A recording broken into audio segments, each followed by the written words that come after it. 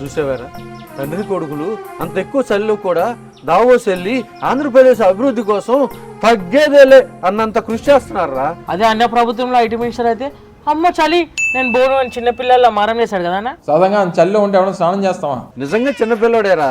Morning ఏదో గుడ్డు తిని గుట్టుగా బతికేవాడిని అనవసరంగా ఐటీ మినిస్టర్ చేశాడు. మరి జగన్ అన్నకి ఇంగ్లీష్ రాదు కదా, ఎట్లా మేనేజ్ చేశాడు? ఏముందిరా ఏది అడిగినా వెరీ లెంతీ క్వశ్చన్. అలా చూసేవాడు. అన్న జగన్ అన్న కొబ్బరికాయ కొట్టాలంటే కూడా వంగలేడు. క్యారీవన్ దిగాలన్నా ఎక్స్ట్రా స్టెప్స్ పెట్టాలి. కానీ బాబు గారు ఏంటన్న ఈ వయసులో కూడా అంత యాక్టివ్ గా ఉన్నారు. నొక్కేసేవాడు ఎప్పుడు నొప్పులతోనే ఉంటాడు, డెవలప్మెంట్ చేసేవాడు ధీరుడిలాగా ఉంటాడు బాబు గారి లాగా. ప్రజలు పెట్టుకున్న నమ్మకాన్ని నిలబెట్టడం కోసం బాబు గారు ఎప్పుడు కష్టపడుతూనే ఉన్నారురా. అప్పుడు హైదరాబాద్ కోసం, ఇప్పుడు అమరావతి కోసం.